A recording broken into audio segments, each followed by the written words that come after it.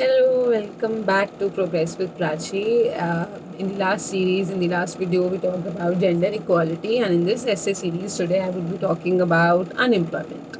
Unemployment is a problem जिससे मैं आप बहुत सारे लोग काफ़ी सारे लोग are going through and are suffering. So unemployment is considered one of the most important problems faced. एक सर्वे कंडक्ट किया गया था दिल्ली में and majority of people actually claimed that unemployment is the major problem they are facing. And unemployment, financial stability एक ऐसी चीज़ है जिससे आपकी जो भी एसोसिएटेड प्रॉब्लम्स होती हैं, आपका फैमिली प्रेशर, आपका मेंटल प्रेशर, ये सारी चीज़ें ऑटोमेटिकली कम होने लग जाती हैं. So unemployment is the major issue. आप घर पे बैठे हो, you are tensed, you are stressed. So ये सारी चीज़ें is because of lack of employment opportunities. एक रिपोर्ट निकाली गई थी centre of monitoring Indian economy के द्वारा, जिसमें 45 मिलियन लोग इंडिया में ओपनली अनएम्प्लॉयड हैं. 45 million people in our country are openly unemployed. They don't have a job. This is a very huge number. और अनएम्प्लॉयड कौन होता है? वो इंसान जो कि काम करने के काबिल है पर काम मिल नहीं रहा है. Anybody who is capable of working but is not getting a job, उसको हम अनएम्प्लॉयड बोलते हैं. इंस्पाइट हमारी जीडीपी पिछले कुछ साल में हमारी जीडीपी बढ़ी है, पर हमारी एम्प्लॉयमेंट रेट में किसी भी तरीके का कोई खास पॉजिटिव ग्रोथ हमको देखने को नहीं मिला है. ओनली 40%. और दिक्कत सिर्फ ये नहीं है कि जॉब्स नहीं है, दिक्कत ये भी है लोग जॉब चाहते नहीं हैं. हमारी कंट्री में सिर्फ 40% लोग ऐसे हैं जो कि जॉब सीकर्स हैं, जो मतलब कंट्री में इन द सेंस जिनके पास जॉब नहीं है, उसमें से 40% people are just aiming to get a job. जिसकी वजह से हमारा जो लेबर फोर्स पार्टिसिपेशन है, यानी कि हमारी लेबर पार्टिसिपेट ही नहीं करना चाहती है हमारी डेवलपमेंट प्रोसेस में. अनएम्प्लॉयमेंट रेट जो है इंडिया का, this is very striking.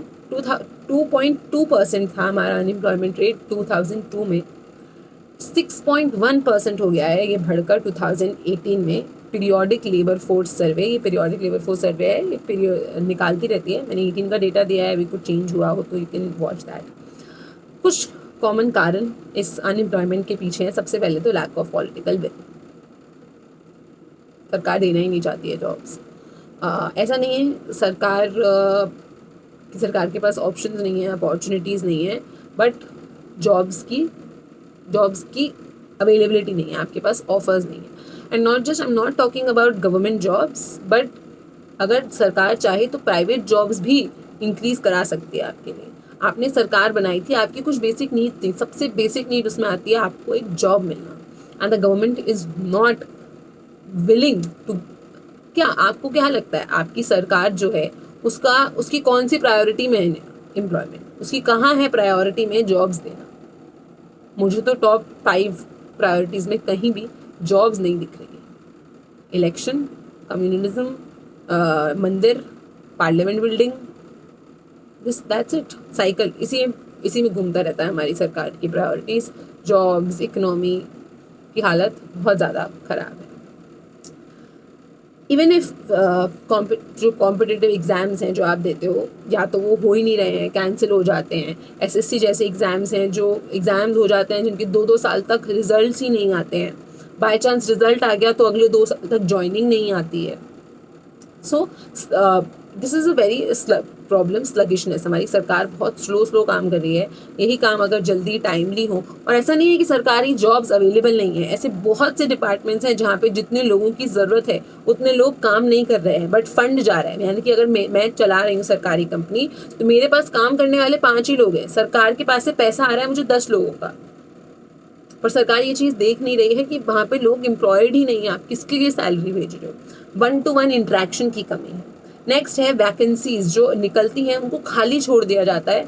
Vacancies खाली जा रही हैं बट जॉब नहीं मिल रहा है.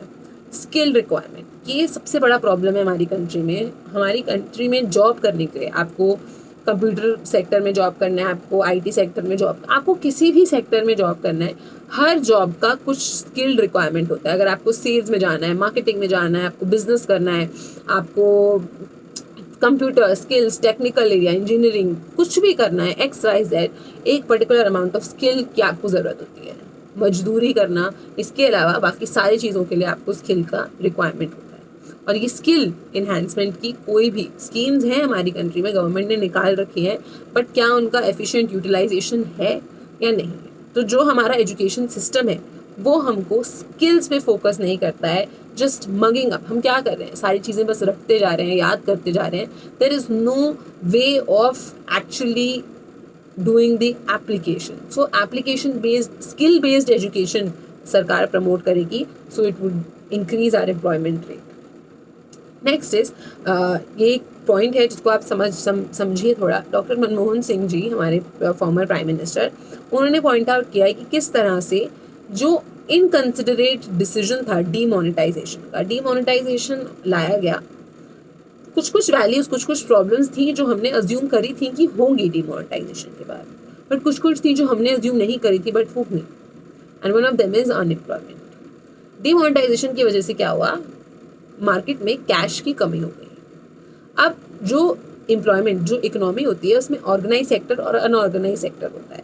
जो अनऑर्गेनाइज सेक्टर यानी कि आपके जो ठेले वाले होते हैं, जिनका कुछ बिजनेस ऐसा फिक्स नहीं, इनकी इकोनॉमी, इनकी दुकानदारी सिर्फ पैसे पे चलती है, कैश पे चलती है। डीमोनेटाइजेशन की वजह से कैश हो गया कम और इनकी इकोनॉमीज को इस वजह से काफ़ी ज़्यादा लॉस बेयर करना पड़ गया था। Major cause behind lack of jobs, 81% of our population belongs to informal sector. 81% of our population belongs to informal sector, जिसकी वजह से and is majorly dealing in cash. वो कैश में डील कर रहे हैं। डिमोनेटाइजेशन होने में से कैश की कमी हो गई और उनके पास जो जॉब्स की अवेलेबिलिटी थी वो भी कम हो गई। ये जो सेक्टर था ये काफ़ी हार्ड हिट हुआ था और आज तक इस पर इफेक्ट पड़ा। और रिसेंटली हमने देखा किस तरह से कोविड-19 की वजह से अनएम्प्लॉयमेंट बहुत ज़्यादा बढ़ गया है। जिनको जॉब्स, सिर्फ नई जॉब्स ढूंढना ही प्रॉब्लम नहीं है, आपकी एग्जिस्टिंग जॉब्स भी जा रही हैं आपके हाथ से, वो भी बहुत बड़ा प्रॉब्लम है। आप कहीं काम कर रहे हो, प्राइवेट इंस्टीट्यूशन में काम कर रहे हो, तो they are not giving you 100% salaries. Their point of view is right because they are not generating enough, but you are working with your full efforts, right. So similarly कोविड-19 ने एक ऐसी सिचुएशन को और ज़्यादा डिप्रेसिंग कर दिया है। आपने नया जॉब्स मिलना ही नहीं, पुरानी जॉब्स खोना भी एक नया प्रॉब्लम है। ये हमने कुछ प्रॉब्लम्स डिस्कस करेंगे। इसके लिए सॉल्यूशन क्या आ सकता है? सबसे पहले हमारी सरकार को थोड़ा रिस्पॉन्सिबल होना पड़ेगा। जो मनरेगा स्कीम और एम्प्लॉयमेंट स्कीम्स हैं वो उनको, उनकी इफ़ेक्टिव मैनेजमेंट करना बहुत ज़रूरी है। 100 दिन की जॉब से पूरे साल भर का घर नहीं चलता है। जो इनिशिएटिव एक नेशनल कॉमन एग्ज़ाम लेने का कुछ टॉक्स चल रही थी कि एक ऐसा एग्ज़ाम लिया जाएगा जिससे आपकी जितनी भी जॉब्स हैं गवर्नमेंट, उन सब के लिए कुछ ना कुछ लाइक स्टेज 1 एग्ज़ाम सेम होगा, स्टेज 2 स्टेज 3 अलग अलग एग्ज़ाम के लिए सेपरेट हो सकता है।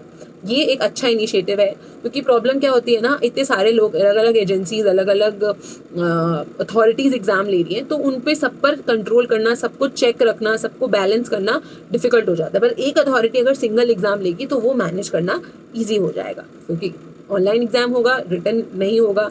ऑनलाइन एग्ज़ाम में ऑटोमेटिक सब कुछ इनसाइड द सिस्टम होता है, सो किसी की करप्शन और ये सारी चीज़ें भी इन्वॉल्व नहीं। हमको पता है कि हमारी कंट्री में सेकेंडरी सेक्टर की बहुत कमी है, यानी कि प्राइमरी सेक्टर पे बहुत लोग डिपेंडेंट है और आजकल हमारा टर्शरी सेक्टर भी अच्छा हो रहा है, बट हमारे कंट्री में सेकेंडरी सेक्टर की कमी है। सो सरकार ऐसी सेकेंडरी सेक्टर डेवलप करे जिसमें लेबर की ज़रूरत हो। जितनी आप ऐसी इंडस्ट्रीज़ बनाओ जिसमें लेबर की ज़रूरत हो। लेबर इंटेंसिव सेकेंडरी सेक्टर का प्रमोशन होना चाहिए, जिसकी वजह से बहुत सारा जो पॉपुलेशन है वो उसमें एब्जॉल्व हो जाए।